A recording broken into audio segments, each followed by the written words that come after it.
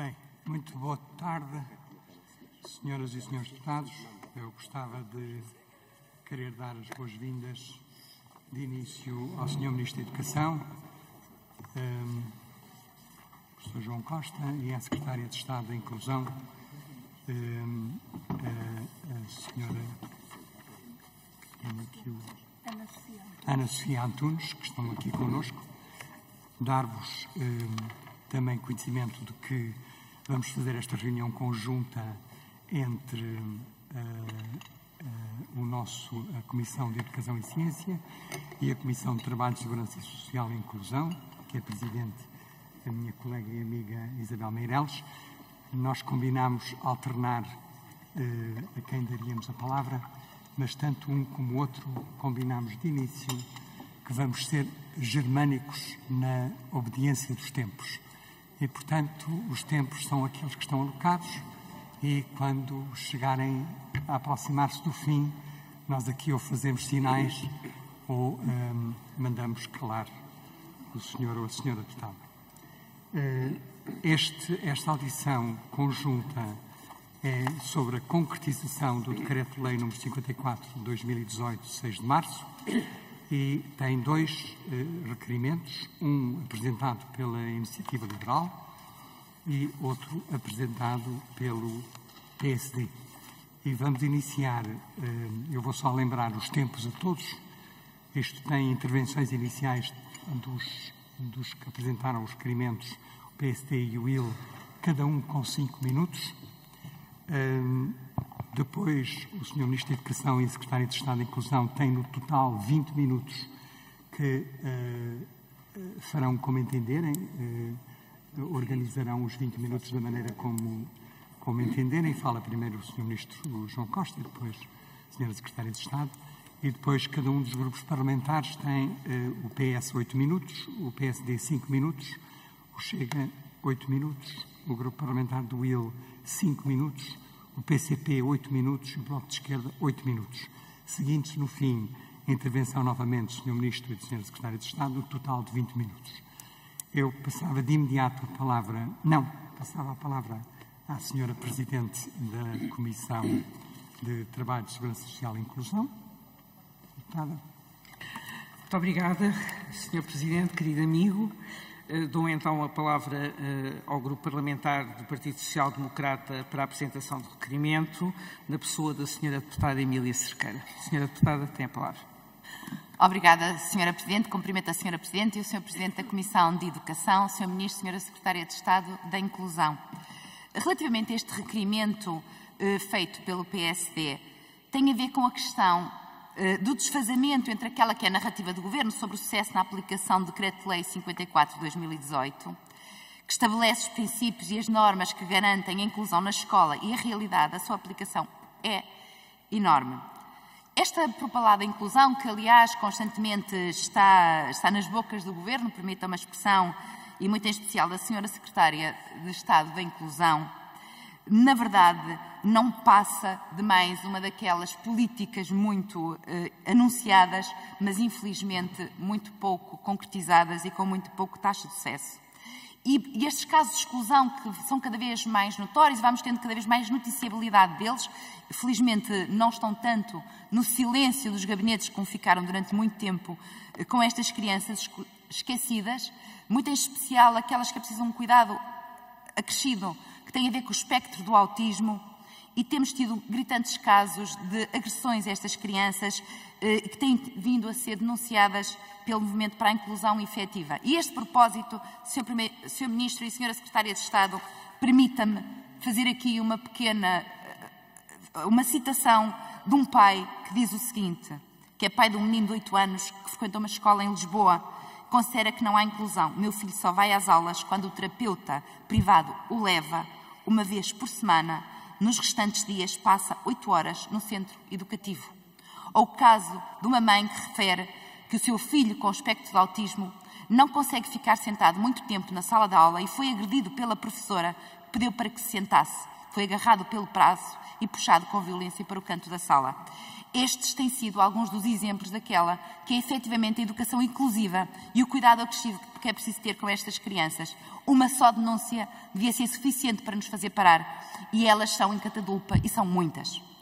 E estas crianças e jovens com necessidades educativas especiais foram as que viram, aliás, as suas aprendizagens mais comprometidas durante a pandemia, e apesar do Plano 21-23, Escola Mais, assumir como objetivo estratégico o investimento na recuperação da aprendizagem, entre outros, a verdade é que, para além das nossas crianças já estarem esquecidas até pelo facto do próprio Governo não admitir e achar que foi o melhor ano de sempre nas aprendizagens dos alunos e, portanto, quando não temos uma visão crítica daquilo que realmente aconteceu e até comparativa a nível mundial, depois não a podemos ter interiormente, sendo que esse plano visa assegurar o bem-estar social e emocional dos alunos, contudo, o desinvestimento nesse bem-estar social e emocional tem sido uma constante. Na verdade, o que temos verificado é um claro desinvestimento e incumprimento no devido acompanhamento de crianças com necessidades educativas especiais, especialmente no que concerne à falta de recursos humanos, sendo que a estratégia da educação inclusiva, como consagrada, aliás, na lei, encontra-se comprometido com os prejuízos sérios na vida destes alunos e das suas famílias. A todas estas situações acresce o ambiente de instabilidade que se vive, nomeadamente na educação, com os professores, os profissionais ligados à educação, os auxiliares da ação educativa, a falta de todo o tipo de pessoal e, portanto, estas crianças que já necessitam de uma atenção especial acabam por ser as maiores vítimas desta instabilidade no sistema educativo que o Governo vai assistindo impávido e sereno, pelo que temos notado. E, portanto, com este prejuízo e a gravidade que esta situação começa a revelar e a falha na estratégia de educação inclusiva, da falta de recursos humanos, prejuízo nas aprendizagens das crianças e também nas famílias, torna-se urgente obter os esclarecimentos sobre quais as medidas para pôr cobro a estas situações, como vai agir efetivamente o Governo, ou se vai continuar a dizer que está tudo bem, a propalar uma alegada normalidade, quando o que nós sabemos é que estas crianças, que já são por natureza as mais frágeis nesta cadeia natural do ensino, até pelas suas circunstâncias pessoais, estão cada vez mais esquecidas e, se negarmos o problema, certamente não o vamos resolver. Gostava que nos prestasse esses esclarecimentos. Muito obrigada, Sr. Muito obrigado, Sra. Deputada. Eu passo de imediato a palavra à Sra. Deputada Carla Castro, da Iniciativa Liberal, para apresentar o seu requerimento. Obrigada, Sr. Presidente. Cumprimento também a Sra. Presidente da Comissão de Trabalho e Segurança Social. Cumprimento o Sr. Ministro, a Sra. Secretária de Estado e restantes deputados. A Iniciativa Liberal fez este pedido de audição conjunta para termos a oportunidade de focar e discutir com todos os membros responsáveis sobre o que se está a passar ao nível das necessidades educativas especiais e ao nível da educação inclusiva, tema que basta ir ao terreno, estarmos nas nossas audições para percebermos que há uma grande insatisfação generalizada. Estamos a falar ao nível da resposta da escola pública, quer no ensino regular ao abrigo do regime jurídico da educação inclusiva, nas escolas particulares de ensino especial, nos centros de recurso para a inclusão, denominados CRIs, as cooperativas de solidariedade social, enfim, aos mais diversos níveis. Todos reportam dificuldades. E não é uma questão de, mas todos quereriam mais recursos. Não. Algo está a correr mal e nós precisamos de ser ambiciosos e, numa realidade que muitas vezes é silenciosa, temos de dar voz política e voz aqui. No plano das intenções, certamente estaremos muito alinhados. Aquilo que nós estamos a avaliar é o plano das ações. E no plano das ações, a nossa avaliação é negativa. Há pouca atenção, uns temas será por inércia, por adiamentos, outros por falta de entendimento. A verdade é que estamos a falar de problemas de recursos humanos e outros, contínua falha na recuperação das aprendizagens, de novo, falta de dados e pouca monitorização. A recuperação das aprendizagens, que está a ser um processo lento, penoso e insuficiente, mas para os alunos com necessidades educativas especiais é ainda mais gravoso. E se nós não podemos falhar em alunos, que muito aqui temos conversado sobre os meios socioeconomicamente mais desfavorecidos, a verdade é que nos alunos com necessidades educativas especiais, esta dificuldade e esta não resposta traz ainda mais danos. Em relação ao tema da escola pública, a falta de recursos é tremenda.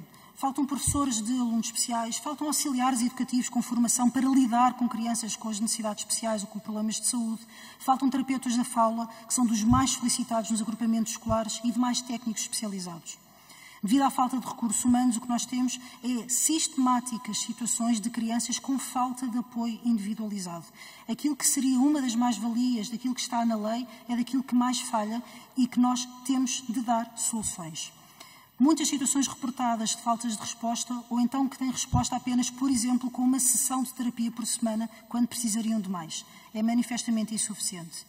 A educação inclusiva, conceito em que estamos nos últimos anos politicamente e diria mesmo que na sociedade a tentar mudar de paradigma, a verdade é que precisa toda ela de uma nova cultura, mas também de mais formação. Precisa de mais formação ao nível da formação inicial do pessoal docente e não docente, mas também de formação contínua a todos os profissionais que acompanham estas crianças. Em tudo isto, a avaliação que fazemos é que está-se a ser manifestamente insuficiente e, com isto, manifestamente pouco inclusivo. Como é que podemos explicar, justificar, conceber que, perante esta falha, como políticos, como governo, mas também como sociedade, não podemos deixar de olhar para estes temas de frente? Também ao nível das infraestruturas, as escolas falham. Falham nas faltas de condições de acessibilidade, salas com poucas possibilidades de alcance para pessoas com mobilidade reduzida, sem elevadores ou rampas para problemas de locomoção. Temos também aqui, por exemplo, o acordo que o Governo falhou com os municípios para a intervenção em 451 escolas ao abrigo do acordo de descentralização e que também poderia dar aqui uma ajuda neste tema e a verdade é que está tudo de novo atrasado. Temos problemas com as atividades extracurriculares, onde ATLs não estão preparados para crianças com este tipo de necessidades. Mais um tema que nos preocupa muito e que voltaremos certamente ainda hoje, que é as atividades fora da parte letiva, que normalmente não estão abertas e deixam a descoberta as necessidades das crianças e das famílias. E por isso, e adiantando já algumas perguntas, após este relato de realidade, nós estamos ou não perante um evidente incumprimento e de pouca ambição do que seriam os objetivos dos apoios individualizados para alunos com necessidades educativas especiais integrados no ensino regular? Quando e como se tenciona fazer a monitorização e avaliação da educação inclusiva? Poderiam chamar observatório, conjunto de indicadores, plataforma de monitorização, mas vamos ter ou não uma monitorização dos programas educativos individuais que foram implementados. Precisamos de recolhas de dados, muitas vezes já temos falado sobre a necessidade, a urgência de dados na educação em especial, mas na educação inclusiva essa necessidade ainda mais premente pelo facto de uma não ação provoca danos muito grandes. Por isso queremos saber como está a monitorização e avaliação não só da educação inclusiva, mas também do decreto de lei, e relembro que foi a própria OCDE que definiu este reforço de monitorização e avaliação como uma prioridade para o nosso país em todos os aspectos da educação inclusiva. Teremos mais tempos que retoremos numa segunda ronda. Obrigada. Muito obrigada, Sra. Deputada Carla Castro. Temos agora 20 minutos para serem divididos pelo Sr. Ministro da Educação, João Costa, e pela Sra. Secretária de Estado da Inclusão, Ana Sofia Antunes. Muito obrigado, Sra. Presidente. Sr. Presidente, senhoras e senhores deputados, esta primeira intervenção será feita por mim e depois, na parte final do debate, a Sra. Secretária de Estado tomará também a palavra. Queria cumprimentar todos, é com gosto que vimos aqui, em resposta a estes requerimentos do PSD e da Iniciativa Liberal, prestar contas sobre o trabalho em curso nas escolas portuguesas na implementação do regime jurídico para a educação inclusiva. O Decreto-Lei 54 de 2018, que aqui nos traz, é um instrumento legislativo de enorme ambição e que é possível porque Portugal tem um longo caminho trilhado na área da inclusão, já que em 1994 não nos limitámos a assinar a Declaração de Salamanca, mas a abraçar os seus princípios, começando desde cedo a construir uma escola que sabe que só o é por inteiro se for para todos. Quando em 2016 começámos a trabalhar esta legislação, que mereceu um amplo e profundo debate público, já tínhamos perto de 98% das crianças e jovens com deficiência integrados em escolas. É um ponto de partida de que nos devemos orgulhar como país e que nos coloca na posição confortável de poder ser ainda mais ambiciosos e continuar a trabalhar para uma inclusão cada vez mais real. Esta legislação assenta em vários princípios basilares. Em primeiro lugar, assume que, em contexto educativo, a inclusão significa acesso ao currículo e à aprendizagem e consequente participação efetiva de todos os alunos na vida escolar. Por isso, encontramos exclusão sempre que algum aluno encontra barreiras ao normal desenvolvimento das suas aprendizagens. Essas barreiras podem decorrer de uma deficiência, de uma condição clínica, do seu contexto socioeconómico, do facto de não ser falante nativo de português, de carência socioemocional ou, muitas vezes, na generalidade das vezes, da combinação de vários destes fatores. É por esta razão que, de acordo com a legislação em vigor, a condição clínica pode ser um fator de sinalização, mas não é condição necessária nem única que determina a identificação dos alunos que beneficiarão de medidas diferenciadas. Assim sendo, estabelece a legislação a criação de uma equipa multidisciplinar para a educação inclusiva, a funcionar em todas as escolas, onde estão os professores de educação especial, mas também elementos da direção, técnicos, os professores titulares e outros membros que possam ser convocados sempre que relevante, o que pode incluir os encarregados de educação, que são quem melhor conhece a condição de cada criança. A educação inclusiva toma como premissa que todos temos capacidade para aprender, que ninguém está condenado a não se desenvolver, mas assume também que todos aprendemos de forma diferente, que a homogeneidade nas salas de aula é apenas uma ficção. Cada turma é um espaço de encontro de situações individuais, de contextos diferentes, de ritmos e estilos de aprendizagem individuais. Por este motivo, a introdução de flexibilidade e maior autonomia na gestão do currículo não é uma finalidade, mas sim um instrumento para a adequação contextualizada das formas de ensinar às necessidades de cada um. Porque todos aprendem, todos têm direito a ser avaliados em função do percurso desenvolvido. E por isso, eliminou-se desta legislação a situação de alunos que saíam da escola sem terem sequer uma certificação das suas aprendizagens, que constava da legislação anterior. Hoje, todos os alunos são certificados pelas aprendizagens que concluíram. Não basta enunciar princípios para que a inclusão se efetive. É necessário monitorizar e avaliar, como a Sra. Deputada Carla Castro tão bem referiu, tendo havido o cuidado de inscrever no próprio Decreto-Lei essas etapas, para se saber como melhorar e aprofundar. Para além dos relatórios anuais promovidos pela Inspeção-Geral de Educação e Ciência, nesta área, que estão disponíveis e que a Sra. Deputada pode consultar, submetemos a duas monitorizações externas, uma pela Agência Europeia para as Necessidades Especiais e Educação Inclusiva e outra pela OCDE na avaliação do relatório Strengths through Diversity. Os dois relatórios, produzidos por estas organizações, geraram um número vasto de recomendações, de que destaco a produção de um sistema de estándares e indicadores para a aferição das práticas de inclusão na oferta educativa e a necessidade de reforço de formação ao nível da organização da escola e das didáticas específicas. Um processo que se iniciou este ano letivo, complementando e aprofundando as múltiplas ações de formação que tiveram lugar desde 2017, ainda antes da aprovação do Decreto-Lei. Os indicadores recomendados, em particular pelo estudo da Agência Europeia, a par do foco que tem vindo a ser colocado pela Direção-Geral de Estatísticas de Educação e Ciência, que desde 2016 tem produzido informações em que os resultados escolares são avaliados em função do contexto dos alunos e das suas famílias, permitindo identificar as escolas que mais contribuem para contrariar o ponto de partida dos alunos, levando-os mais longe. Indicadores como o Índice de Equidade ou os percursos diretos de sucesso permitem ver, combinando a avaliação interna com os resultados dos exames e provas de aferição, que a condição social não é determinística, porque há escolas que se destacam pelos resultados de alunos com o mesmo perfil socioeconómico que, à partida, é mais comprometedor das aprendizagens. Estes indicadores, estes estándares e indicadores apresentados pela Agência Europeia, permitiram já a alteração do quadro de referência para a avaliação externa das escolas, promovida pela Inspeção-Geral de Educação e Ciência, para que se torne claro que uma escola considerada de excelência não é aquela que seleciona a entrada ou que confirma assimetrias à saída, mas a que mais contribui para a equidade e para corrigir essas mesmas assimetrias. A inclusão é ambiciosa, como aqui foi referido, também nos recursos necessários. E por isso, o regime jurídico para a educação inclusiva tem sido acompanhado de um continuado reforço de meios para a sua concretização. Destaca alguns dados e algumas medidas. Atualmente, 55,6% das turmas das escolas públicas têm 20 alunos ou menos, por essa medida estar prevista no relatório técnico-pedagógico dos alunos incluídos. Só este ano letivo foram abertas mais 4.959 turmas, fruto da redução do número de alunos. Temos desde 2018 um aumento de 4,2% de professores de educação especial. Os professores de educação especial constituem hoje 7% do total dos professores do sistema educativo.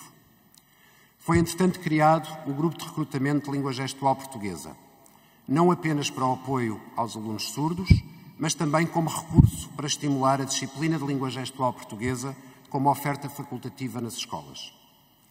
Em apenas 4 anos, desde 2018, nas escolas, o número de psicólogos aumentou 48,2%. Os terapeutas da fala aumentaram 88,3%. Os educadores sociais passaram de 58 para 139. Os animadores sociais de 38 para 89. A portaria de rácio pessoal docente foi revista por 2 vezes, na última revisão, em 2021, foi revista para que cada aluno com medidas seletivas e adicionais majore o rácio e seja contabilizado como se fossem 2,5 alunos. Havendo ainda lugar à análise casuística sempre que os alunos requerem acompanhamento individualizado. As escolas mobilizam medidas seletivas e adicionais para 7,4% dos alunos, sendo de registar que desde 2018 se verifica um aumento destas medidas no ensino secundário, o que significa que há cada vez mais alunos incluídos neste nível de ensino, em particular nos cursos científico-humanísticos. Ou seja, deixámos de ver o ensino científico-humanístico como acontecia no tempo do governo PSD-CDS, em que não podia haver redução do número de alunos de turma nas turmas de científico-humanístico, porque esta não era considerada uma opção válida para alunos com necessidades educativas especiais. Esta é a verdade, ainda que doa. O número de produtos de apoio aos alunos com deficiência tem vindo a aumentar todos os anos, dando resposta às suas necessidades, sendo destacar o aumento de 30,5% de manuais escolares adaptados e transcritos em braille do 1º ao 12º ano, de 40,6% de figuras adaptadas e produzidas em relevo e de 132% de manuais cedidos em formato digital. O apoio tutorial específico, criado em 2016, tem como principal objetivo trabalhar com as crianças e jovens em contexto de exclusão, orientando-os na autorregulação, no desenvolvimento de competências de estudo, na autoestima e em questões socioemocionais.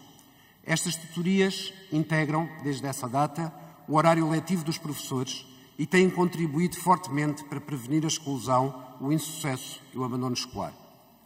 Os professores em mobilidade, nas comissões de proteção de crianças e jovens e no Sistema Nacional para a Intervenção Precoce na Infância têm visto sempre as suas mobilidades renovadas, apostando-se na importância da continuidade deste trabalho, sendo estes professores afetos em exclusividade a estas funções, o que em alguns casos nestas equipas só acontece com estes profissionais.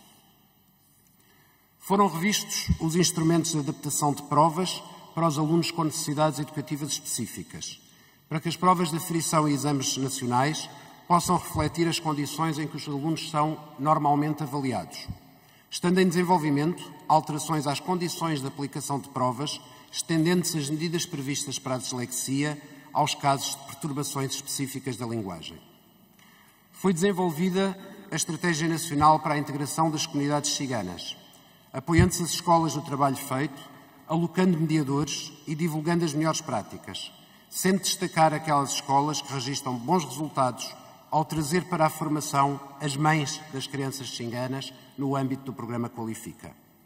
Está em curso a revisão do modelo de funcionamento e financiamento dos Centros de Recurso para a Inclusão, após a conclusão do resultado do grupo de trabalho que verificou haver atualmente assimetrias entre os níveis de financiamento e o número de alunos apoiados em diferentes zonas do país. Este trabalho de revisão do financiamento, que está em fase de conclusão, permitirá uma correção do funcionamento e visará uma melhor articulação entre as necessidades identificadas pelos agrupamentos de escola e as terapias disponibilizadas pelos Centros de Recursos para a Inclusão. Tanto no âmbito do programa TAPE, quanto a iniciativas como o projeto Included, financiado pela Comissão Europeia, ou o Schools 2030, da Fundação HK, bem como nas Academias do Conhecimento apoiadas pela Fundação Carlos Gulbenkian, sempre em parceria com a Direção-Geral de Educação, têm sido privilegiadas as abordagens comunitárias à inclusão, potenciando-se o trabalho em rede entre escola, autarquia, serviços de segurança social, de saúde e famílias. Brevemente será publicado o despacho normativo que regula a próxima fase do programa TAPE, que incluirá um reforço de meios para as escolas onde a exclusão é maior, tendo em conta um novo indicador desenvolvido pela Direção-Geral de Estatísticas e Educação de Ciência, que nos permite aferir os percentis de desempenho de alunos em escolas diferentes. O trabalho incansável de formação desenvolvido pelos Centros de Formação da Associação de Escolas tem permitido uma participação efetiva dos pais e mães dos alunos com necessidades educativas específicas, em particular das crianças e jovens com deficiência. Refiro, a título de exemplo, a Inovar Autismo, que tem desenvolvido inúmeras iniciativas de formação e produzido recursos de apoio aos professores e técnicos. O papel das associações de pais e crianças com deficiência tem sido determinante para a identificação de dificuldades e para o desenho conjunto de estratégias. Ao nível das competências socioemocionais, que são muitas vezes as principais barreiras no acesso à aprendizagem, têm sido várias as iniciativas desenvolvidas, para além do recurso de meios humanos que já referi. Destaca a parceria com a Ordem dos Psicólogos Portugueses, através do programa Saudavelmente, ou as Academias Ubuntu, que têm permitido desenvolver iniciativas de trabalho sobre interdependência e solidariedade, gestão de emoções e comportamento social e cívico. Foi revista a legislação para o ensino do português língua não materna, com vista a uma melhor inclusão de alunos migrantes, prevendo-se a possibilidade de períodos de imersão linguística, integração parcial no currículo e as parcerias com famílias e organizações externas às escolas. Foram ainda produzidos recursos específicos para o acolhimento de alunos refugiados, permitindo-me destacar o trabalho feito pelo Ministério da Educação em parceria com o Alto Comissariado para as Migrações para o acolhimento de menores não acompanhados no nosso sistema educativo. O programa Escola Sem Bullying, Escola Sem Violência, em articulação estreita com a Escola Segura, a Estratégia Nacional de Educação para a Cidadania e a Área Curricular de Cidadania e Desenvolvimento, tem vindo a promover iniciativas de combate à exclusão, segregação e violência sobre qualquer membro da comunidade escolar. A formação para os direitos humanos, o estabelecimento de responsáveis anti-bullying em cada turma, o combate ao discurso de ódio, à violência no namoro e ao ciberbullying são exemplos de um compromisso ativo contra novas e antigas formas de exclusão em contexto escolar. Durante a pandemia, foram produzidos recursos específicos para o apoio à educação inclusiva, através de roteiros de trabalho, partilha de práticas e garantindo sempre a continuidade do financiamento das terapias pelos Centros de Recursos para a Inclusão.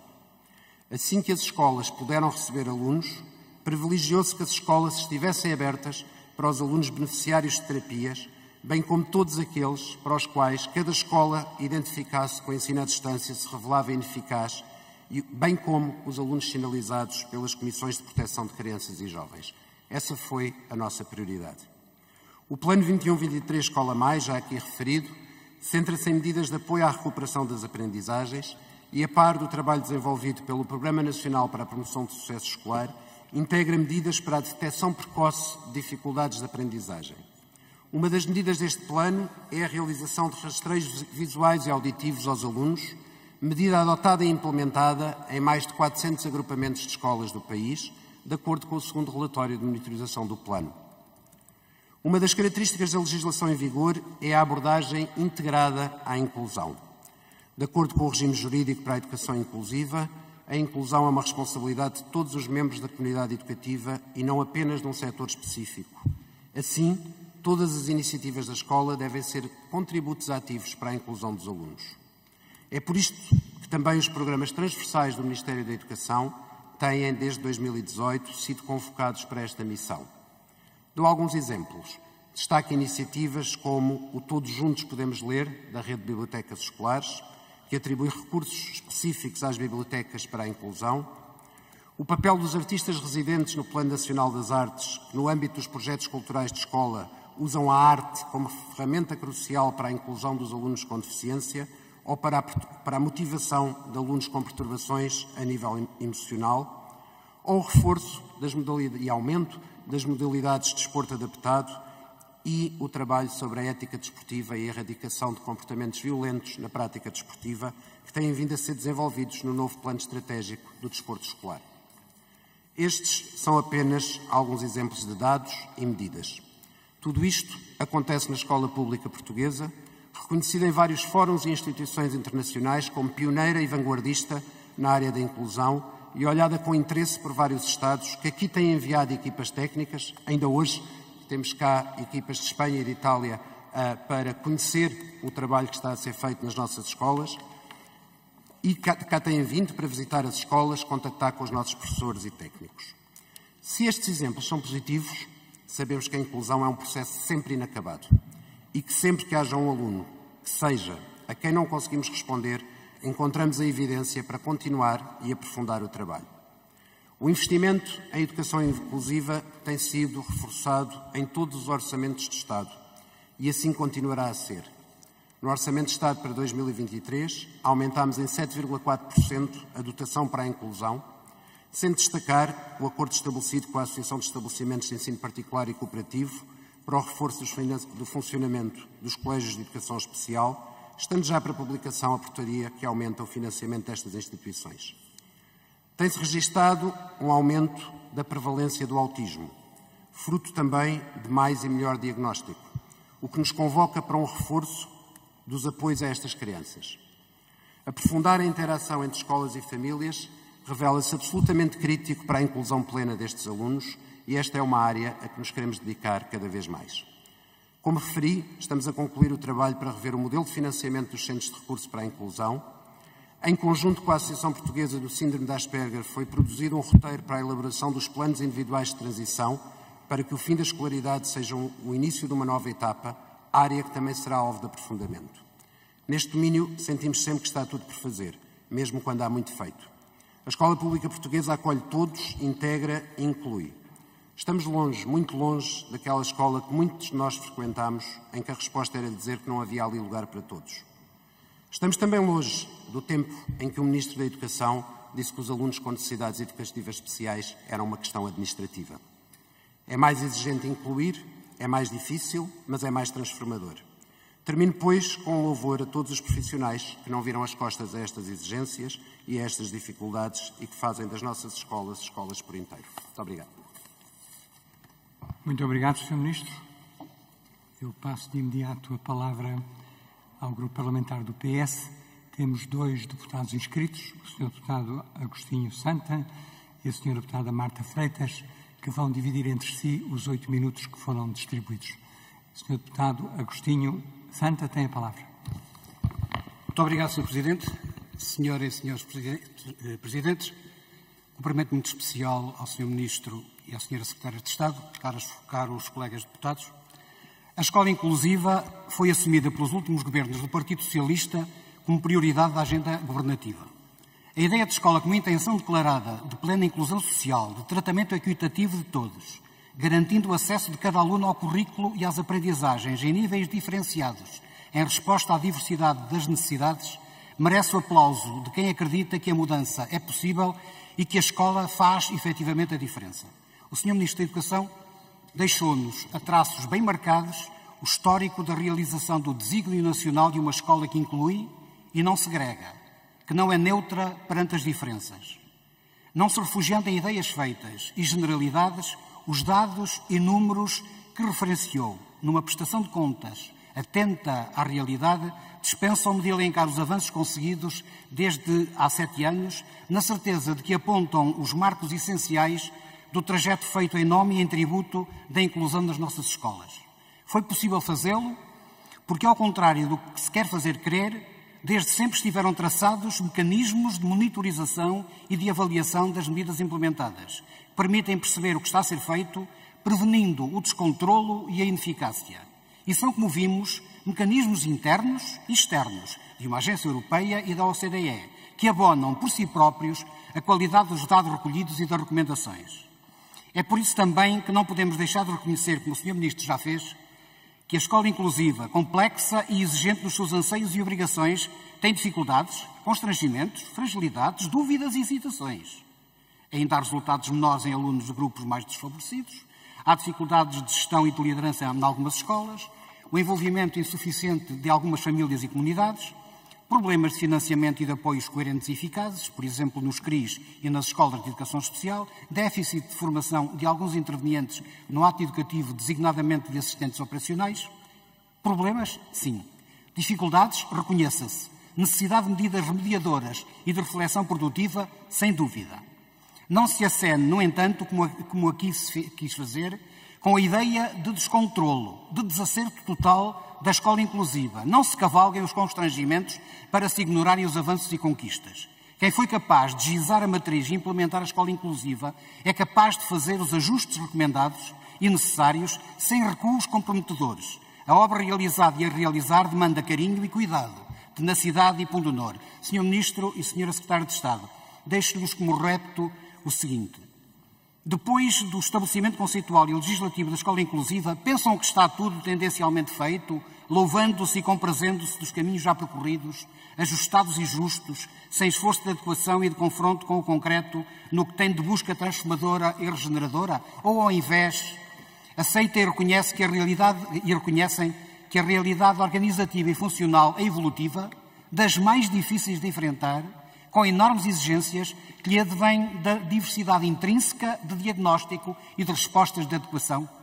Conhecem e preocupam-se em encontrar soluções para os constrangimentos percebidos, as dificuldades, as hesitações, as aparentes ambiguidades, as incompreensões? Deixo-lhes estas questões, senhores membros do Governo, desde logo porque a oposição parece ter já fixado a condenação. Nada funciona na demanda da escola inclusiva, nada está a acontecer, não há alocação de meios e de recursos, não há capacidade para ler as conclusões que os mecanismos de monitorização e de avaliação vão deixando, os alunos regridem, há desarticulação e capitulação perante os problemas. Questão final e decisiva.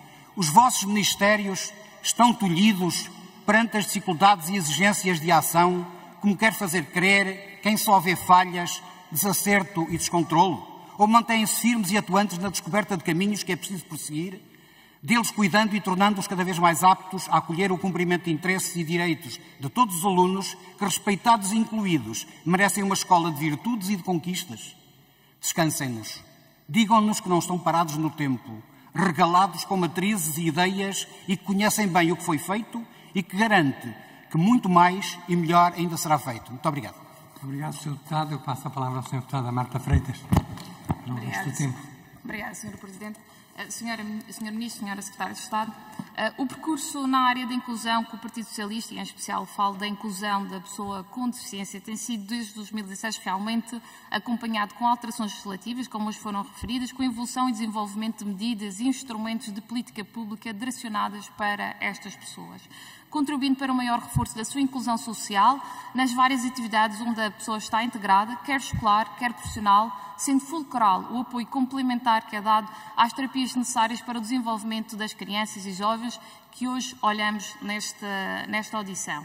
Neste contexto, destaca-se um conjunto de iniciativas e medidas específicas que procuraram promover a autonomia, a participação, a autodeterminação destas pessoas. Do exemplo de hoje do regime jurídico que estamos aqui a nos referir para a educação inclusiva. Também podemos falar sobre a prestação social para a inclusão. Hoje conta com cerca de 135.800 titulares, verificando-se a tendência de aumento dos beneficiários que esta prestação social apresenta desde a sua criação. E dou um exemplo que em fevereiro esse crescimento era na ordem dos 11% face ao período homólogo. Podemos também falar do crescimento nos apoios que se tem verificado em respostas da ação social, do exemplo do subsídio de educação especial, destinado a crianças e jovens portadores de deficiência que, pelas suas necessidades educativas específicas, têm de frequentar estabelecimentos adequados e que necessitam de apoio individual técnico. Dou também um exemplo da modificação para a deficiência, um acréscimo ao abono de família, para também crianças e jovens que necessitem de apoio individualizado, pedagógico ou terapêutico específico. São cerca hoje de 79.300 os titulares desta bonificação. Mas contamos hoje também com apoios atribuídos de acordo com as necessidades em cada fase de vida da pessoa com deficiência e dos seus familiares. E dou o exemplo da intervenção precoce na infância, o acolhimento familiar de crianças e jovens, centros de atividades ocupacionais, centros de férias e lazer. Podia falar também do MAVI e de outras respostas direcionadas para a fase adulta. Enfim, O Governo tem efetivamente mostrado sensibilidade nesta matéria e, por isso, apresentou em 2021 a Estratégia Nacional para a Inclusão das Pessoas com Deficiência. Estratégia esta que defende realmente a capacidade para o acesso ao exercício dos direitos e deveres e da inclusão plena e que passa pela educação adequada às características específicas de cada pessoa em qualquer nível de ensino. E no seu eixo estratégico terceiro, olha em especial para a escola inclusiva, onde visa que todos os alunos, independentemente da sua situação pessoal e social, possam encontrar respostas que possibilitem a aquisição do nível de qualificação facilitador da inclusão social, visando então a meta de reforçar os mecanismos de apoio à aprendizagem e à consolidação do atual sistema de educação inclusiva. E nesse sentido eu pergunto, e deixo aqui a questão, como é que tem sido feito o apoio das crianças e jovens na idade do jardim de infância e primeiro ciclo, e como é que articulam com estas respostas da ação social complementar, até porque algumas entidades referem a necessidade de um maior apoio nesta fase do jardim de infância e primeiro ciclo, e portanto qual tem sido o trabalho das equipas locais de intervenção do SNIP para maior promoção deste apoio e intervenção precoce. Findo com uma nota de que realmente o acompanhamento e apoio das crianças e jovens com deficiência não está afindado. Podemos ir mais longe, melhorar e aprofundar este trabalho, mas está a ser feita esta avaliação, está a ser feita a monitorização, e será feito o ajustamento necessário. É a vontade do Partido Socialista e este acompanhamento, como se verifica, está realmente a ser concretizado. Obrigada. Muito obrigada, Sra. Deputada Marta Freitas. Tem agora a palavra, em nome do Grupo Parlamentar do Partido Social Democrata, a Sra. Deputada Carla Madureira. Muito obrigada, Sra. Presidente. Cumprimento também o Sr. Presidente da Comissão da Educação, o Sr. Ministro e a Sra. Secretária de Estado. Deixar aqui uma palavra aos jovens e às crianças e também às suas famílias. Dizia aos jovens e crianças com síndrome de Down neste dia 21 de março, o dia que se assinala o Dia Internacional de Síndrome de Down. Sr. Ministro, depois de ouvir a sua intervenção, ficou-nos a ideia de que ela de facto foi muito elucidativa quando tudo se quer confundir. Este cenário que o Governo e o Partido Socialista continuam a querer passar de uma sociedade inclusiva e, no seu caso em particular, de uma escola inclusiva, fica muito aquém da realidade. E não é o PSD que o diz, não é a Iniciativa Liberal que, ao lado do PSD, fez também este requerimento para ouvir o Ministro da Educação e a Sra. Ministra do Trabalho. São as entidades que prestam cuidados à pessoa com deficiência e aos alunos que o afirmam. Alguém está a faltar à verdade. São as entidades ou é o Governo? É preciso esclarecer quem está a faltar à verdade. Sr. Ministro, várias vezes tivemos esta conversa, os dois, nas audições regimentais, aqui nesta sala, e disse-lhe, Sr. Ministro, e volto a afirmá-lo, a inclusão não se faz por decreto. E o Estado, que deveria ser a garantia da existência efetiva de um sistema educativo resiliente e equalitativo, que deveria ser o garante de uma sociedade inclusiva, mas de facto a verdade é que isto não se verifica. E destas promessas vãs, destas promessas por cumprir, destes discursos, à realidade há uma grande diferença. Sr. Ministro, as situações efetivas que se vivem há muitos anos no Colégio de Ensino Especial, como são os casos do Colégio Bola de Neve ou do Colégio Eduardo Claparede, financeiramente estrangulados porque o protocolo não é atualizado desde 2008, nos últimos meses intensificaram-se os apelos para o Estado, leia-se para o Governo, atualizar estes valores. O que se espera é, de facto, da mais elementar justiça. Sr. Ministro, a 29 de dezembro de 2022, foi assinado um protocolo entre a DGEST e esta Associação de Estabelecimentos. Passaram-se quase 4 meses, Sr. Ministro. 4 meses é muito tempo na vida destas crianças, na vida destas famílias. Vem hoje aqui o senhor dizer que a portaria estará para ser em breve. Já devia ter saído, Sr. Ministro. Já deviam ter pedido desculpas a estes jovens, a estas crianças, a estas famílias. E estes alunos não podem viver no limbo, na incerteza de saber como é que vai ser a vida deles daqui para a frente. 4 meses é muito tempo. Não basta dizer que vai ser feito. É preciso concretizar. É aí que falha, Sr. Ministro.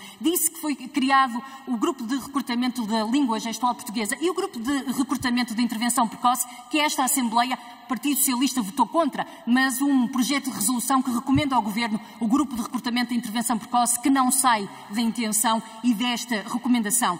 O senhor acredita que estes 511 euros que são para os alunos destes colégios são de facto admissíveis e que servem para se continuar a poder trabalhar com estas crianças que o Ministério da Educação envia quando a escola regular não consegue dar resposta? E o mesmo poderíamos dizer dos centros de recurso para a inclusão. Para que é que serve criar grupos de trabalho com 7 representantes do Ministério da Educação, 1 do Ministério do Trabalho, Solidariedade e Segurança Social e 4 do setor solidário e cooperativo? 66% dos membros são representantes do Governo. A esse grupo de trabalho, constituído em fevereiro e que tem até 30 de março a missão de apresentar as propostas de redefinição e dos princípios e regras do modelo de financiamento dos apoios prestados às escolas e aos alunos pelos CRI. Com certeza que o Sr. Ministro da Educação tem ideias claras sobre esta matéria do financiamento, uma vez que é o dono deste grupo. O que é que vai mudar? O que é que vai ser operacionalizado? E disse-nos aqui a Sra. Deputada Marta Freitas, do Partido Socialista, que, de facto, tem havido um grande trabalho para a inclusão das pessoas com deficiência, para os alunos com necessidades educativas especiais, e falou-nos da prestação social para a inclusão. Ora, aí está. Mais uma medida onde o Governo falha redondamente. Como é que é possível falarmos de uma prestação social para a inclusão quando as crianças e as famílias veem a sua prestação social para a inclusão paga tarde, muito tarde, porque temos aqui uma falta da urgência que temos por causa dos atestados multiusos que falham em ser tratados. Este Governo... Tem que terminar, vou terminar, Senhora Presidente, só para lhe dizer que realmente temos um Governo reativo que está sempre a correr atrás dos prejuízos. Muito obrigada. Muito obrigado, Sra. Deputada. Passo agora a palavra ao Grupo Parlamentar do Chega. Tenho 2 deputados inscritos, o deputado Jorge Galveia e o deputado Mitar Ribeiro, que vão dividir entre si as suas intervenções. Penso que quem vai começar é o Sr. Deputado Jorge Galveia. Tem a palavra. Excelentíssima Senhora e Sr. Presidente, Excelentíssimo Sr. Ministro, Excelentíssima Senhora Secretária de Estado, Senhoras e Senhores Deputados, 2015, António Costa queria recuperar a paixão de António Guterres pela educação. 2021, o secretário-geral do PS, António Costa, dizia que era preciso recuperar a paixão pela educação. O facto é que a paixão passou e no ensino tudo está pior. A primeira pergunta que lhe faço é de quem é a responsabilidade pela perda dessa paixão. Senhor Ministro, vivemos certamente em países diferentes. Eu, no país real com falta de inclusão, o Senhor Ministro, certamente, num país imaginário, tipicamente socialista.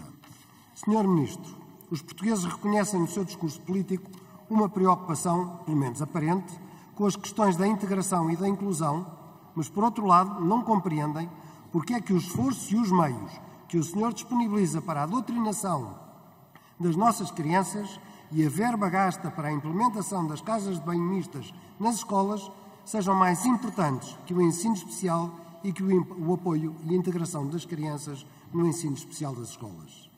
Em dezembro passado, o Colégio La Parede estava em risco de fechar pelo facto de que os apoios do Estado estarem desatualizados há mais de uma década. Depois de manifestações dos pais e do alarme social, o Sr. Ministro atribuiu mais apoio, no entanto insuficiente para cobrir os custos e que apenas adiou o encerramento deste estabelecimento. Pior, o colégio está em risco de fechar por atrasos no financiamento. Mas o mais grave é que hoje há outros colégios de ensino especial com contratos de associação com o Ministério da Educação em riscos de fechar. Onde é que fica a sua paixão por estes alunos? Eu visitei este colégio em dezembro passado e aquilo que testemunhei é que a quase totalidade dos alunos eram alunos que tinham sido enviados por escolas públicas. Porquê? Por estas não se considerarem competentes para cuidarem destes alunos. Pergunto-lhe para quando uma política de verdadeira inclusão de todos e não só de alguns. Muito obrigado. Passo então a palavra ao Sr. Deputado Mitá Ribeiro. Saúdo a Senhora e o Sr. Presidente das Comissões, o Sr. Ministro da Educação, a Senhora Secretária de Estado da Inclusão. Quando os pressupostos das leis são ambíguos, equívocos, imprecisos e inadequados, a aplicação e as consequências das leis são problemáticas no curto, médio e longo prazos. A forma como o Decreto-Lei 54/2018 associa o conceito de escola inclusiva com os direitos das pessoas com deficiência deve ser revista. Refiro uma primeira possibilidade. Quando o espírito da lei é gerar apoios mais ou menos generalizados para todos os alunos, de forma mais ou menos indiscriminada, imprecisa, por diversas razões, como o Sr. Ministro apresentou, essa generalização torna o direito à solidariedade dos outros anterior e primordial em relação à autorresponsabilidade de cada indivíduo pelo seu próprio destino. Isto determina o tipo de cultura escolar que se transforma depois em cultura social. Primeiro deve estar a autorresponsabilidade de cada um de nós, só depois a solidariedade, e esta deve ser primordial apenas em casos excepcionais. Sem isso, Sr. Ministro, é impossível gerir bem recursos humanos e financeiros que são sempre escassos. Os mais prejudicados são sempre os que mais precisam. Estamos a falar de alunos com necessidades educativas especiais. Tal como foi revertido no Decreto-Lei 54/2018 e na Orientação Pedagógica Geral do Ensino, que depois condiciona a interpretação da lei, o conceito de escola inclusiva está a gerar perversões. A sua aplicação no terreno não funciona, as tutelas políticas tornam-se insensíveis ao dever de majorar verbas para quem de facto precisa. Há pais desesperados, há alunos com deficiência em sofrimento. Isto é um problema moral, cívico, social demasiado grave. O Partido Chega tem uma solução estrutural diferente. A alternativa é a lei e as práticas pedagógicas optarem por um conceito de escola inclusiva minimalista. A forma de uma sociedade ser solidária e justa com quem efetivamente necessita é ser seletiva nos apoios majorados que concede. Depois, concentrar os apoios, acima de tudo, nesses alunos. A pobreza é o primeiro e principal lugar da autorresponsabilidade. Não há desculpas para um aluno pobre não estudar, não se esforçar, não respeitar os professores. Como está, o conceito de escola inclusiva não assegura isso. Há um universo a separar as pessoas com deficiência dos demais alunos. Eu fui muito pobre, vivi numa barraca no Val do Jamor. Mas isso nunca foi desculpa para eu não estudar, não trabalhar, não respeitar os professores, não cumprir os meus deveres enquanto cidadão, enquanto aluno, não fazer pela minha vida. Os alunos com deficiência estão a ser vítimas de um profundo falhanço da orientação moral e cívica imposta às escolas a partir do Estado. A pergunta: gostaria de saber se a Senhora Secretária de Estado da Inclusão e se o Sr. Ministro da Educação admitem ou não alterações que o Partido Chega propõe e como é que fundamentam o posicionamento do Governo, ou pelo menos se essa discussão que eu estou aqui a travar faz sentido. Muito obrigado. Muito obrigada, Sr. Deputado Mitá Ribeiro. Tem agora a palavra a Sra. Deputada Carla Castro, do Grupo Parlamentar da Iniciativa Liberal. Muito obrigada, Sr. Presidente. Sr. Ministro, Sra. Secretária de Estado, Srs. Deputados, eu primeiro gostaria de uma consideração prévia a dizer que, sinceramente, eu não posso deixar de ter uma sensação de que quando o Sr. Ministro faz as declarações que faz, não está a falar do mesmo país em que nós estamos a viver e a ouvir, e que os senhores deputados do Partido Socialista não estiveram nas mesmas audições em que nós estivemos. Portanto, isto não são fantasias da Iniciativa Liberal, nem de outros partidos, mas são, volto a dizer, de famílias, docentes, não docentes da escola pública, de escolas particulares, de cooperativas, CRIs, famílias e, sinceramente, quase que me dá, eu peço desculpa por utilizar estes termos, mas em relação a este tema quase que me dá, por vezes, vergonha alheia e muitas pessoas que nos estarão a ouvir e, no mínimo, se sentirão ofendidos pela realidade que aqui se pinta como se tudo estivesse bom. Volto a dizer, nós não estamos a avaliar planos de intenções. Os planos de intenções, certamente, nós estaremos muito alinhados na necessidade de uma educação inclusiva, de uma sociedade de outra forma, mas as coisas não estão a resultar. E há muita falta, há muitos problemas que nós temos de olhar de frente. E se nós não, fizermos um diagnóstico e se nós não encararmos os problemas, nós nunca os vamos resolver. E esse é o problema. Por isso nós não podemos dizer que está tudo bem. Porque se nós dissermos ou que está tudo bem, ou que estamos a melhorar e que temos a de melhorar mais um bocadinho, isso é pouco. Em relação às escolas particulares de ensino especial, que já aqui foi falado, para que todos estejamos no mesmo plano, são escolas que dão respostas a necessidades educativas que a escola pública não consegue dar, são especializadas, que muitas vezes são enviadas justamente pela escola pública ou pelo ensino público regular para ter o devido acompanhamento. O valor, repito, não é atualizado há 14 anos. Ouvimos e tem sido noticiado um acordo e de uma portaria que há de sair, vai ser daqui a uns 4 meses. É assim, não há orgulho, não há alegria que possa haver em relação a esta portaria que ultrapasse o atraso. Estamos a falar, há 7 anos que são governo e há 7 anos que não é atualizado.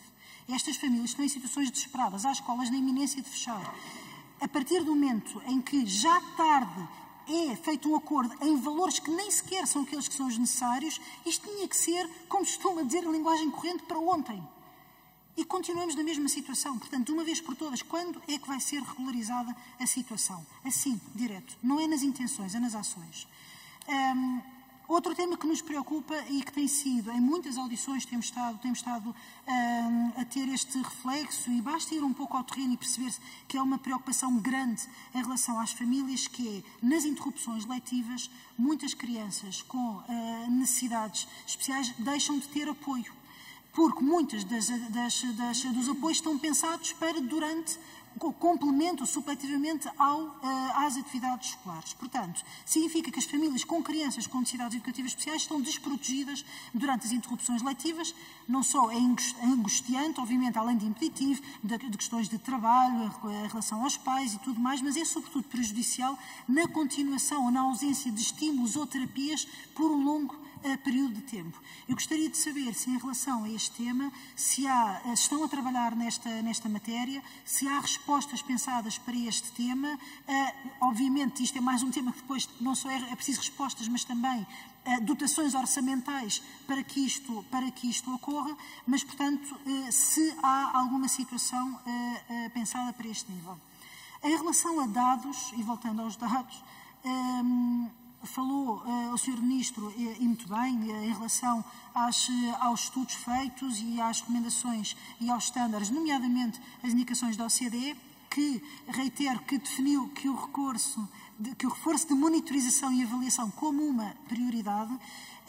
Gostava de saber, e dado que vou ter tempo, vou remeter para perguntas que a Iniciativa Liberal fez, que é um tema que gostaria de ter o diagnóstico de dados em relação a terapeutas, auxiliares, além de professores, também auxiliares nos vários ciclos de estudo, portanto, no âmbito da educação inclusiva. É importante percebermos qual é que é a efetiva cobertura e a taxa de resposta que está a conseguir dar, tal como temos muitas perguntas porque falamos dos incumprimentos, há muitos incumprimentos nos apoios individualizados para alunos com necessidades educativas. Nós falámos há pouco tempo da Escola da Jogueira em Aveiro, há pouco tempo também nos preocupou na situação de Viseu, em que por falta de resposta os pais tentaram que houvesse respostas com profissionais liberais, mas aparentemente por um parecer da DGEST tal não foi possível, ou então já aqui foram falados problemas nas prestações sociais, desde provas escolares, bonificações por deficiência, subsídios por educação especial. Nós temos várias perguntas feitas para ambos os ministérios e gostaríamos que tivéssemos por esta via as respostas o mais concretas possíveis. Obrigada. Muito obrigado, Sra. Deputada. Passo de imediato a palavra ao PCP, na pessoa do Sr. Deputado Manuel Lofe. Muito obrigado. A sua intervenção. Obrigado. Muito obrigado, Sra. Presidente da Comissão Parlamentar de Trabalho, Segurança Social e Inclusão, Presidente da Comissão Parlamentar de Educação, Sr. Ministro e Sra. Secretária de Estado. Há basicamente, não sei se unanimidade nesta Assembleia, nestas duas comissões, relativamente às intenções políticas globalmente positivas do Decreto-Lei 54 de 2018. Eventualmente, já percebi pelo menos que um grupo parlamentar não estará sequer. Ele recorre a uma linguagem atualizada, sobretudo aquela que é utilizada no preâmbulo, e é inspirada diretamente em estudos cientificamente bem fundamentados, em geral. Mas esta é, de resto, uma tradição de muita da legislação portuguesa no campo educacional e social. A linguagem e os conceitos são adequados, as intenções são claramente boas, o Sr. Ministro fala de uma enorme ambição, isto é muito comum ouvirmos nos políticos que fazem a gestão das políticas públicas, mas depois uma grande parte disto é tudo contraditado pela falta sistemática de meios, de pessoas, de qualificações. Tudo somado, este, em concreto, é um terreno típico das políticas públicas retóricas, e cito um deputado do Partido Socialista, Agostinho Santa, das ideias feitas e generalidades, que ele entende que evidentemente não foi aquilo que pronunciou o Sr. Ministro, o que amplia uma atitude de desconfiança, isto é muito grave, de suspeição, de ceticismo, muito sistemática, que os portugueses têm face ao discurso do Governo e às políticas públicas em geral, ao comportamento do Estado. Estamos perante um problema que tem uma dimensão muito significativa. A equipa de acompanhamento do Plano de Recuperação de Aprendizagens fala de 7,4% do conjunto, do universo dos alunos portugueses. Contudo, já agora, um inquérito que a FENPROF aplicou no ano passado e que teve que é muito representativo, teve uma grande margem de resposta, detecta 19% destes alunos apoiados unicamente por um assistente operacional, por norma sem formação adequada para a atividade que desenvolvem, ainda que alguns já tenham adquirido alguma experiência. Ora, não é assim que se cumpre, por exemplo, do preâmbulo do decreto, uma visão holística, com as atribuições das equipas multidisciplinares na condução do processo de identificação de medidas de suporte à aprendizagem, à inclusão, em função das características de cada aluno. É muito difícil darmos credibilidade àquilo que a própria lei enuncia como intenções. Os requerentes desta audição foram o PST e a Iniciativa Liberal.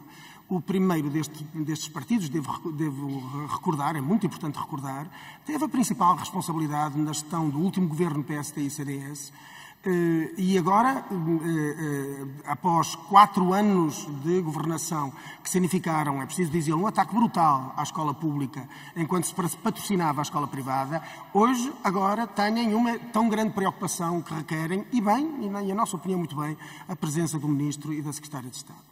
Faltaram trabalhadores, designadamente professores de educação especial, faltaram técnicos especializados, auxiliares de educação educativa, e nós não nos esquecemos dos cortes nos subsídios de educação especial, no aumento do número de alunos por turma. Todas estas medidas tomadas entre 2011 e 2015 prejudicaram especialmente estas crianças e jovens, cujo regime o debate de hoje está a versar. Agora, hoje o que é que continuamos a ter? Permitem-me, eu ainda não estou habituado a este tipo de coisas, devo dizer. Ou melhor, estou, mas é noutro lugar, não é? É nos bancos da faculdade. E aí eu tenho outra atitude. Ora bom, é verdade que em geral faltam recursos, falta pessoal e faltam meios. Isto já o sabemos. Por exemplo, a própria OCDE, que em geral o Governo anima e contrata para estudos desta natureza, sobre estas questões, refere a necessidade, o Sr. Ministro sabe disso, de construir um sistema de financiamento coerente para a educação inclusiva, de desenvolver a capacidade das comunidades educativas responderem à diversidade, à equidade e inclusão na educação. O que significa que a própria OCDE não entende que estas questões estejam resolvidas. Faltam recursos, professores, auxiliares, terapeutas, espaços, recursos pedagógicos. Recordo que ainda hoje mesmo, peço desculpa, hoje mesmo, estamos no dia 23, suponho eu, hoje estou perdido, 21, peço desculpa. O presidente da Associação de Diretores de Agrupamentos de Escolas Públicas, que em geral é bastante próximo das ideias do Governo, mencionava que a educação especial continua a ser o parente pobre da educação em Portugal, cito, e que faltam, pelas suas contas, centenas de professores no ensino especial. O inquérito da FENPROF estabelecia o ano passado que 40% destes estudantes não têm qualquer apoio direto do docente de educação especial, apenas existindo apoio indireto, ou seja, apoio que é dado ao docente titular da turma, sendo este aconselhado pelo docente de educação especial, sobre o que fazer com aquele, abre aspas, tipo de aluno, de acordo com as necessidades generalistas que a sua condição apresenta. E é preciso recordar, o docente de educação especial que faz este apoio indireto, muitas vezes nem sequer conhece o aluno em causa, apenas conhecendo o que o titular da turma lhe relata. E, portanto, este não é um apoio que respeita a individualidade e as características específicas de cada aluno. Já que se falaram das turmas, e o Sr. Ministro mencionou que metade, um pouco mais de metade das turmas, cumpre a regra dos 20 alunos. Mas é isso, mas é que mais de metade, perdão, mas a outra metade, ou quase metade, por exemplo, o inquérito da FENPROF, verifica que 43,4% das turmas não respeitam a legislação em vigor, porque a maioria por terem mais de 20 alunos, muitas porque apesar de terem 20 alunos, integram mais de 2 com necessidades específicas. Por outro lado, todos os anos, subsídio de educação especial, e isto é competência, aprendi agora, da Segurança Social. Todos os anos há atrasos no pagamento do subsídio. E estes subsídios são absolutamente imprescindíveis nos casos, que já aqui foi mencionado, em que os agregados familiares dos encarregados de educação têm de recorrer a escolas particulares por haver falta de capacidade na escola pública. Em geral, e o Sr. Ministro e a Sra. Secretária de Estado seguramente são conscientes, todas as organizações que foram ouvidas pelas duas comissões queixaram-se, têm-se queixado sistematicamente do não cumprimento de vários aspectos da legislação, e há um em concreto que ao grupo parlamentar do PCP, eu cá não estava ainda, mas que aqui reporto, queixaram-se há um ano de estratégias que conduzem à não renovação do subsídio a crianças e a jovens, por exemplo, convocando vários deles ao mesmo tempo para uma mesma junta médica, o que desvaloriza o trabalho desenvolvido pelas equipas de terapeutas, professores e médicos que acompanham cada caso. Em geral, a queixa que nos foi reportada, conduz em muitos casos à cessação de pagamentos dos subsídios, e a suspeição é se esse é mesmo o objetivo desta modalidade de juntas. Esta estratégia do Governo tem conduzido a retrocessos clínicos graves e a um acréscimo de ansiedade e de desânimo em muitas famílias e nas equipas que acompanham estes casos. O PCP, em maio, colocou uma questão ao Ministério do Trabalho e da Segurança Social e não respondeu. Não sei se a Sra. Secretária de Estado da Inclusão está hoje disponível para o fazer relativamente a esta questão. Estou a terminar. Neste sentido, além do financiamento, é necessária, evidentemente, a contratação de todos os profissionais com vínculo estável. E isto não podemos permanentemente, em todos os debates sobre toda a administração pública e todos os serviços públicos em Portugal, voltar de novo a encontrarmos perante o muro da precariedade. É necessário criar na escola pública as respostas adequadas às necessidades específicas de cada criança e de cada jovem, não deixando de garantir a devida articulação com todas as áreas que acompanham a criança.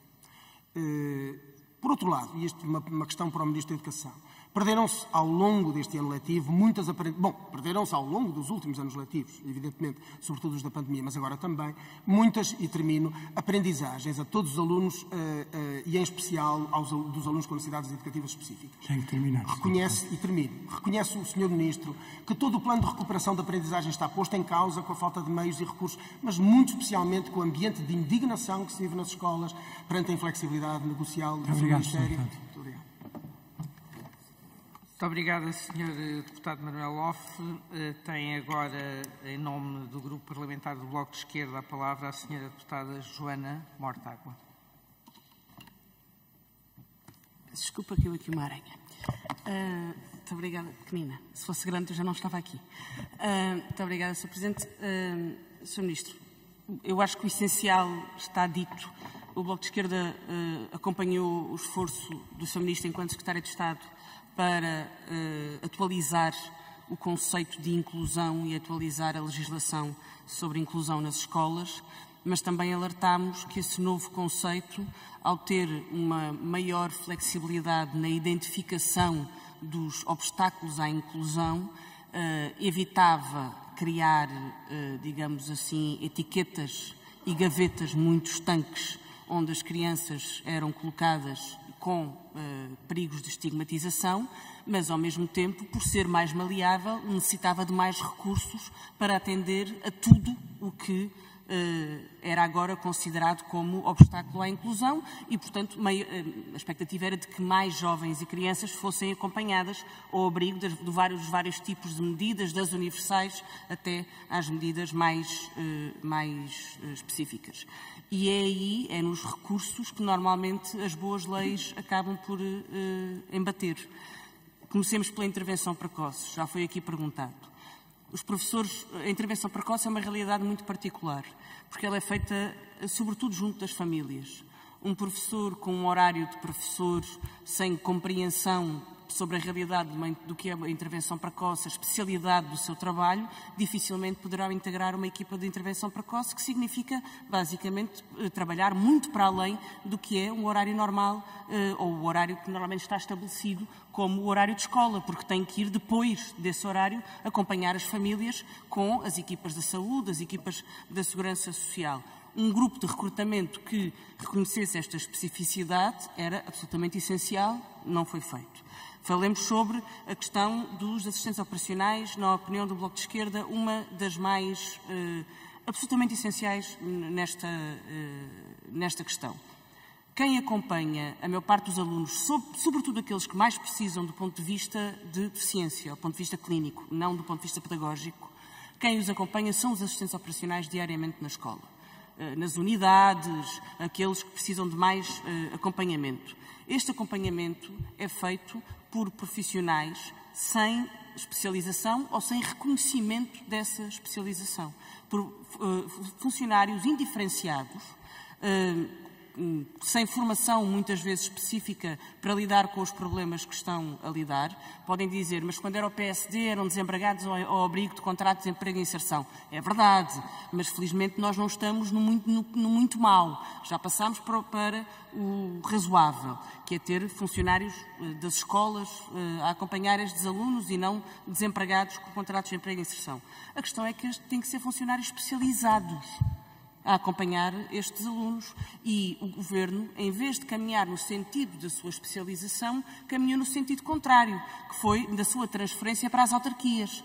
Nós hoje não temos garantia de que as autarquias deem a informação que estes funcionários necessitam e que as autarquias não façam na contratação de funcionários uma mobilidade, digamos assim, aleatória que desacompanha e vai no sentido oposto desta especialização necessária. O mesmo em relação aos técnicos. Por muito que os CRI sejam importantes, nós precisamos de técnicos nas escolas, equipas estáveis, de técnicos superiores, técnicos especializados nas escolas, que formem equipas pluridisciplinares ou multidisciplinares que acompanhem os alunos. E isso não existe. Aqueles que existem não têm direito a uma carreira, porque não têm uma carreira específica no Ministério da Educação e, portanto, não têm uma carreira específica na educação. Uma outra questão onde a lei esbarra, as barreiras arquitetónicas, já aqui falámos, pergunto se há esse levantamento feito mais recentemente, depois das últimas intervenções. Número de alunos por turma. É sistemática a violação da regra da limitação do número de alunos por turma com jovens estudantes com necessidades educativas especiais. É sistemática. E a falta de professores não contribui para este problema, nem a falta de professores de necessidades educativas especiais e, portanto, pergunto também como é que o Governo vai fazer este reforço. Duas últimas perguntas, não têm necessariamente a ver, têm também a ver com o Ministério da Educação, mas não só. A atualização dos valores dos contratos de cooperação. É insustentável que o Ministério contrate com escolas do ensino particular, cooperativo, privado, respostas que não têm e que depois não lhes pague em condições para que essas respostas sejam de qualidade. Nós preferiríamos sempre que o Estado tivesse essas respostas, mas não as tende com o aumento do salário mínimo, com o aumento da inflação. Não se pode pedir às instituições que façam milagres e isto serve para os contratos de cooperação ou para os contratos com o ensino artístico. Serve para as respostas que o Governo, que o Estado, infelizmente, ainda não dá. Última pergunta, e esta eu sei que não tem a ver com o Sr. Ministro, mas pergunto se tem relato disto, são os subsídios de educação especial. Os subsídios de educação especial, mais uma vez, são respostas subsidiadas pela Segurança Social que o Ministério da Educação ou o Ministério da Saúde não têm capacidade de dar e, portanto, é um subsídio para recurso ao privado. E esse subsídio é constantemente obstaculizado sobretudo em determinados centros distritais da Segurança Social. Lembro-me que em tempos Viana do Castelo e Braga foram dois centros em que isso aconteceu com frequência, mas nós agora temos relatos de acontecer em outros centros, portanto pergunto-lhe se tem também esses relatos. Muito obrigado, Sra. Deputada.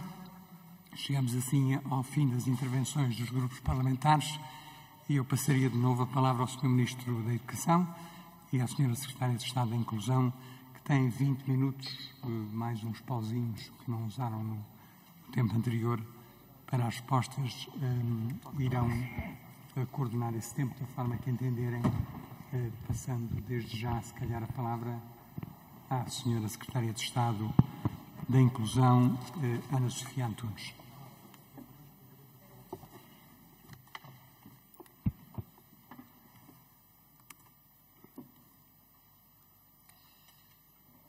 Senhoras e senhores, excelentíssimo Senhor Presidente, excelentíssima Senhora Presidente, caros e caros deputados,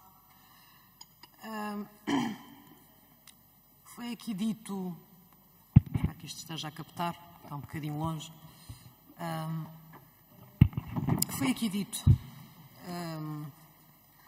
penso que logo nas exposições iniciais, que a palavra inclusão está muito presente no discurso do Governo desde 2015, pelo menos desde 26 de novembro de 2015. É um facto, confirmo. Está muito presente no discurso, nas opções estratégicas, nos documentos estratégicos e na prática.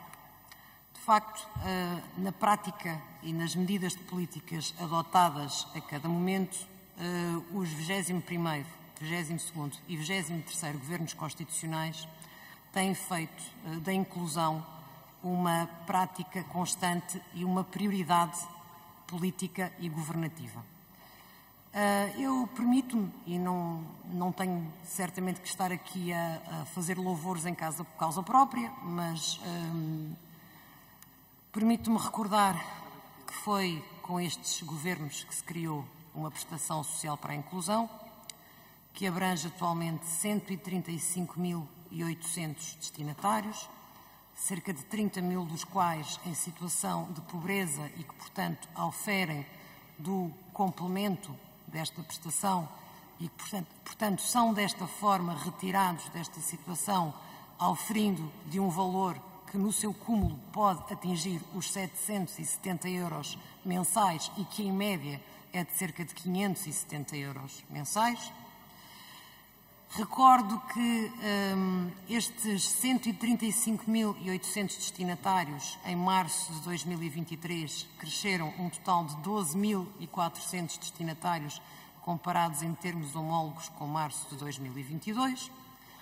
Recordo que o valor da prestação social para a inclusão executado em 2022 foi de 500 milhões de euros e que este valor compara com, no cômputo global das prestações dedicadas à deficiência que encontramos em 2015, quando aqui chegámos, um valor global de 240 milhões de euros, ou seja, mais do que duplicamos as prestações sociais na área da deficiência.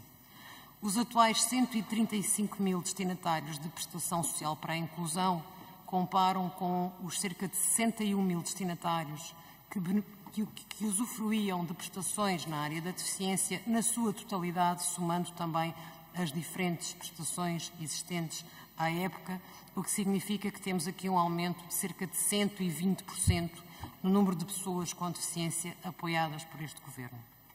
Eu recordo também que temos, como medida aprovada por estes governos, o modelo de apoio à vida independente, que chega já a cerca de 1.080 destinatários e que certamente este ano verá a luz do dia no que diz respeito à sua segunda fase.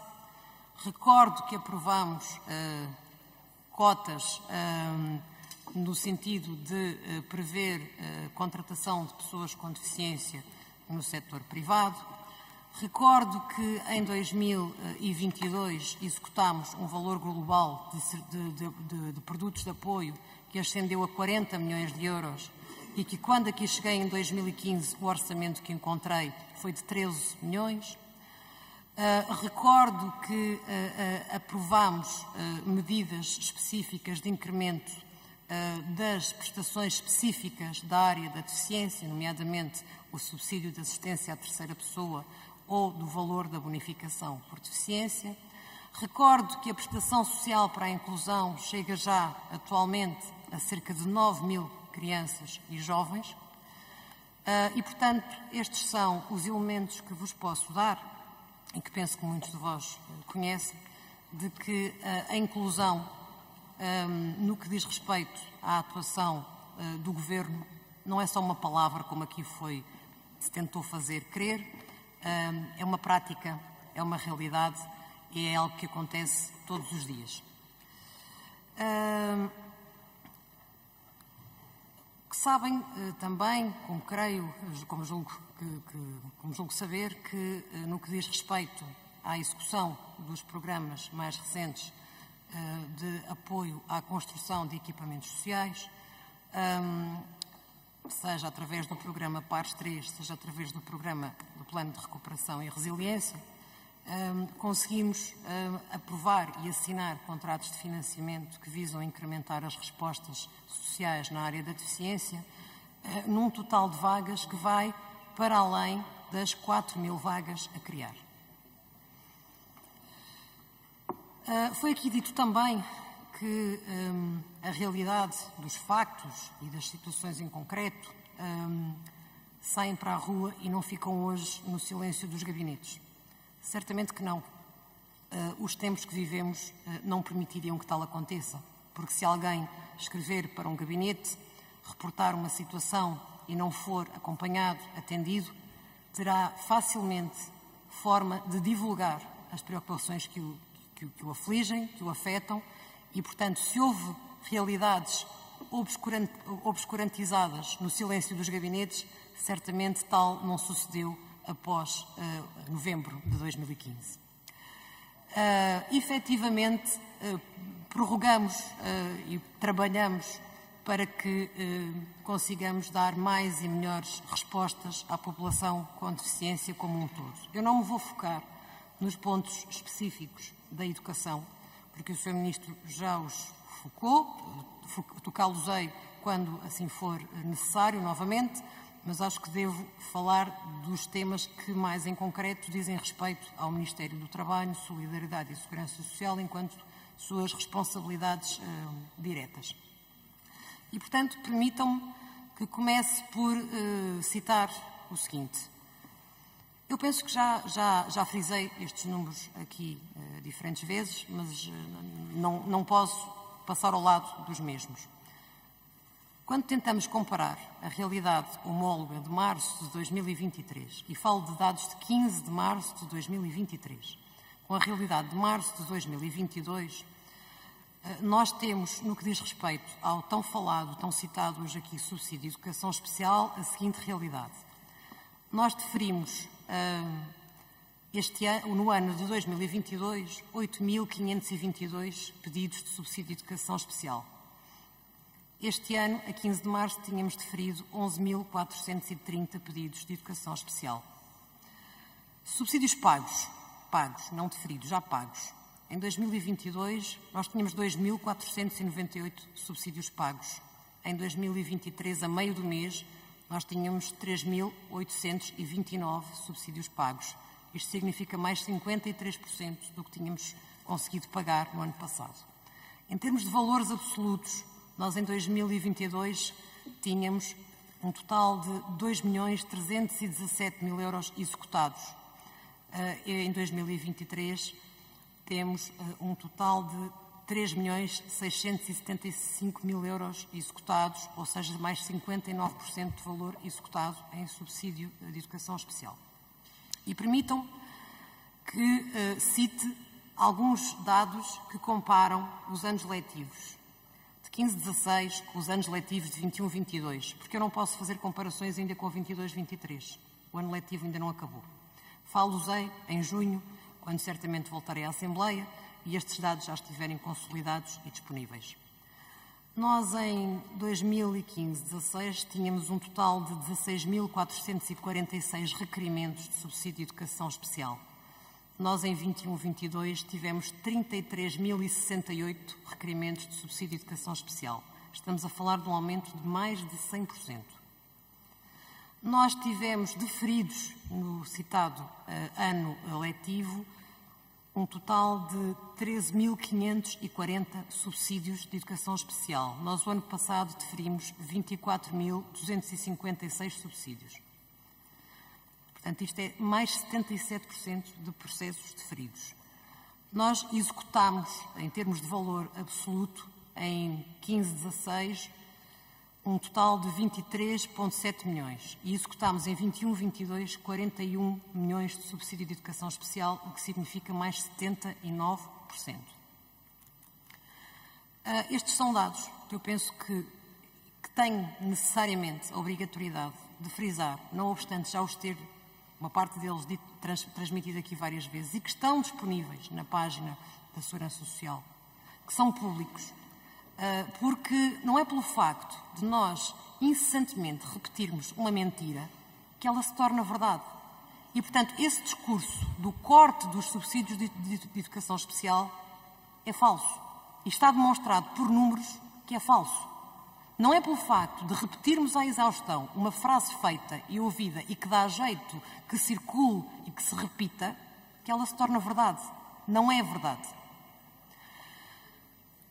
Continuando, bonificação por deficiência. Desde 2014, nós vimos crescer a bonificação por deficiência em 33,4%.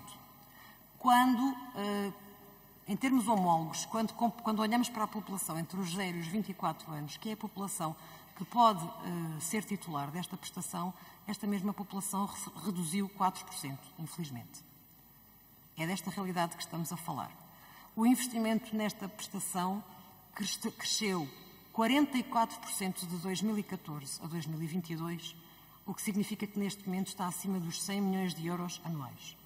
Ou seja, eu neste momento, em termos de prestações que apoiam crianças e jovens com deficiência em fase de percurso escolar ou pré-escolar, tenho valores executados de subsídio de educação especial de 41 milhões de euros. De bonificação por deficiência de 100 milhões e de prestação social para a inclusão. Não consigo dizer o valor absoluto, mas tenho 9 mil titulares, o que, se multiplicarmos, nem que seja só pelo valor da componente base, que neste momento é de 297 euros, facilmente chegaremos a um valor que vai muito para além dos 160 milhões de euros. Algumas reflexões, e que vão muito para além dos números, e peço desculpa de me ter frisado, de me ter focado até agora nos números, mas eu preciso efetivamente de os dizer e de os citar e de os repetir, porque não posso permitir que coisas que vão sendo desmontadas voltem a ser reconstruídas com base nos mesmos erros. Foi aqui dito, e eu não vou pronunciar sobre esse tema, que efetivamente e essas situações foram focadas também nas audições com a Comissão de Trabalho, Inclusão e Segurança Social, as questões específicas relativas a alguns colégios com os quais havia situações de não revisão de prestação há vários anos. Essas situações foram revistas, estão em fase final de operacionalização e, portanto, estão a ser garantidas.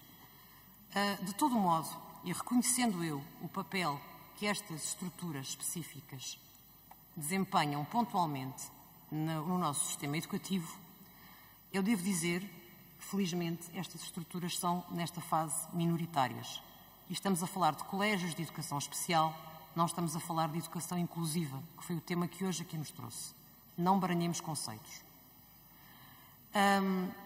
Temos um total de cerca de 33 instituições destas que dão apoios pontuais, quando tal é imprescindível, mas felizmente temos, e somos reconhecidos por isso, por ter 98% das nossas crianças e jovens com deficiência na escola regular. Orgulhamo-nos disso e não vamos dar passos atrás. Ao contrário daquilo que muitos aqui parecem querer defender. Isto não será uma opção para o atual governo e não será uma opção enquanto estivermos por cá. Continuaria dizendo o seguinte, foi igualmente dito aqui que há modelos alternativos e que são defendidos por algumas forças políticas neste Parlamento e que desenham efetivamente modelos segundo os quais inclusão não se deve... A questão da escola e da inclusão na escola não se deve confundir com pessoas com deficiência. E que efetivamente são realidades diferentes. Eu devo dizer que ouvi estas declarações com algum choque. Mas se calhar é porque eu sou uma pessoa com deficiência. Talvez seja por isso.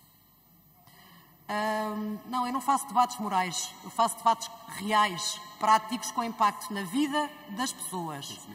E o seguinte, a realidade é a seguinte. Diz o Sr. Deputado Mita Ribeiro que não podem ser aplicadas a todas as mesmas medidas, porque há situações iguais e situações diferentes. Obviamente, com isso, nesse ponto estamos de acordo. Chama-se equidade. Tratar de forma igual o que é igual e de forma diferente o que é diferente. E por isso mesmo, no decreto-lei que aprovámos, 54/2018, nós previmos diferentes medidas de intervenção. Medidas universais, medidas seletivas e medidas adicionais, que devem ser aplicadas a cada tipo de destinatário, consoante as suas necessidades. Escola inclusiva minimalista? Não consigo acompanhar. Mas devo-me dizer, Sr. Deputado, o Sr. Deputado disse aqui perante todos que cresceu numa barraca e que felizmente teve oportunidades para evoluir e estudar e crescer. É de facto o país que nós defendemos, é o país que não segrega à partida. E a única escola que pode não segregar à partida as pessoas com deficiência é esta, é a que nós defendemos. Foi a mesma escola que me permitiu, a mim, enquanto pessoa com deficiência, ter nascido numa família com parcos recursos, muito parcos recursos, e hoje também poder estar aqui. O que certamente não acontecerá a crianças que frequentem incisivamente escolas de educação especial. O termo especial diz tudo. E, portanto, Sr. Deputado, permita-me só que diga, e para terminar e encerrar este capítulo, que de facto me chocou um pouco, permita que o diga. Eu não quero viver no mundo que o Sr. Deputado aqui esboçou. A Sra. Deputada Carla Castro, está tudo bem? Certamente a mim nunca me ouviu dizer que está tudo bem. O Sr. Ministro também não o ouvi dizer aqui que está tudo bem. Agora há uma coisa que eu ouvi, e eu ouço muito bem. De um lado, eu ouvi factos. Eu ouvi serem apresentados números. Por exemplo, aquele número que nos diz que 55,6% das nossas turmas são turmas reduzidas, em razão da presença de crianças com deficiência. Mas houve outros números aqui citados, diferentes, variados. De outro lado, eu ouvi generalidades. Generalidades, porque os casos em concreto não apareceram. Os requerimentos não frisam um número, um indicador, um estudo. Onde é que estão as bases? Eu não digo que as coisas estão todas bem, definitivamente não o defendo, não o digo e recebo reportes no meu gabinete em que efetivamente se percebe e percebe-se bem que há problemas. E por essa razão também, eu e o Sr. Ministro, em trabalho conjunto de há muitos anos a esta parte, estabelecemos uma via verde de contacto entre os nossos gabinetes para que todas essas situações circulem rapidamente, vão à Inspeção-Geral da Educação e tenham o nosso acompanhamento direto com vista à sua superação. Agora, o que eu lamento, e isso lamento profundamente, é que todos os casos que efetivamente correm da forma menos positiva, e que eu lamento profundamente que corram da forma menos positiva, mas que diariamente trabalho em cada caso concreto para corrigir, sejam notícia. Aqueles que correm bem, aqueles que felizmente fizeram um percurso, como eu e muitos outros, felizmente, e que deveriam ser destacados pela forma como este sistema de educação inclusiva lhes abriu portas, não os fechou em guetos e em muros, e efetivamente esses eu não vejo citar. E, portanto, permitam-me dizer... Eu não sei quanto tempo ainda tenho, porque essa parte tem 1 minuto. Eu queria só dizer, para terminar, respondendo ao Sr. Deputado do partido do PCP, Sim, de facto, eu acho que estamos numa matéria em que temos ou procuramos garantir a unanimidade. E eu não ponho isso em causa do ponto de vista das esquerdas, mas não posso deixar de me recordar que quando aprovámos o 54 de 2018, houve 2 partidos que tentaram adiar a sua entrada em vigor por 1 ano. E isso eu lamento profundamente ainda hoje. Felizmente não aconteceu. Cortes no subsídio de educação especial, eximo de dizer seja lá aquilo que for mais acerca disto. E, portanto, mesmo para terminar, dizer o seguinte: eu louvo os professores de disciplina, louvo os diretores de escola, louvo os professores das unidades, dos centros de apoio à aprendizagem, eu louvo os assistentes operacionais, aqueles que todos os dias trabalham e fazem do seu dia um investimento para que a vida de alguma criança com deficiência ou necessidades educativas específicas seja melhor e ele consiga aprender mais. E, efetivamente, eu louvo. Está tudo feito? Não. Temos desafios? Temos. Estamos a trabalhar na revisão do financiamento dos CRI, estamos a trabalhar nos planos individuais de transição e em garantir uma resposta direta entre a educação e as respostas seguintes, solidariedade social, emprego, ensino superior e, portanto, é este o caminho que nos propomos a seguir. O caminho das ações, o caminho dos resultados, não o caminho das palavras vãs. Tenho dito. Muito obrigada, Senhora Secretária de Estado, Ana Sofia Antunes.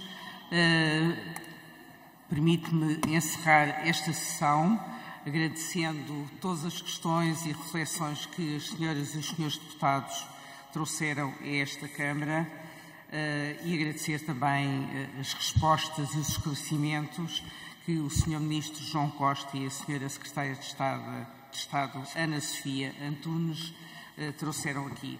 Agradecer também ao Sr. Presidente da Comissão de Educação e Ciência, Alexandre Quintanilha, o prazer que tive em estar com ele aqui a dirigir esta sessão. Muito obrigada a todos.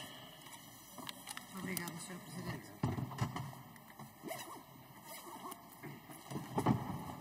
A Comissão de Educação e Ciência vai continuar a seguir e, portanto, se calhar vamos dar uns minutos.